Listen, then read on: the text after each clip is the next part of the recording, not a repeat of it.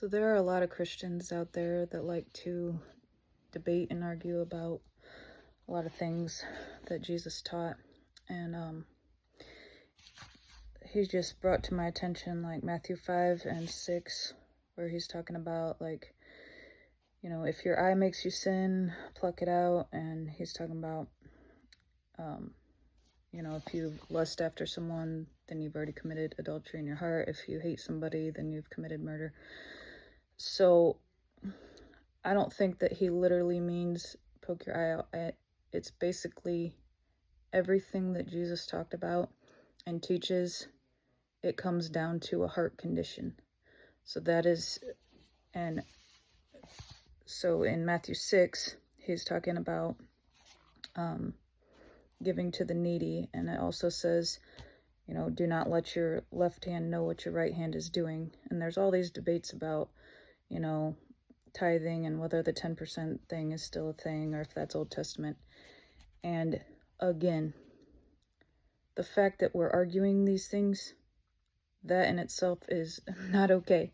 We have got to stop arguing. It comes down to your heart. Where is your heart? He wants your heart. So no, I don't think you should actually pluck out your eye, but he's trying to make a point here that if your eyes are going to throw you in hell, then you're better off not having them. And when it comes to giving, we will be generous givers. If our heart is with God and we know him and we have a relationship with him, everything that we do is going to show that. The way we treat others, love, joy, peace, patience, kindness. And, this idea that Christians are, flopping around or doing these jerking, twerking things, like, that's not of God. We should always be in control of ourselves because, self-control is one of the fruits of the Spirit. And even when somebody was taken in visions like Ezekiel and stuff, like he was always given the choice. He said, the Holy Spirit told me to look to the left, and so I looked to the left.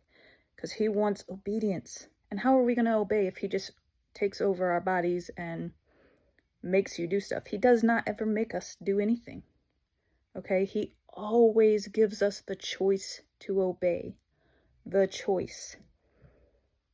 And it's not about getting props from church people about getting your 10%. No, don't even let them know what you're giving. You give when God tells you to.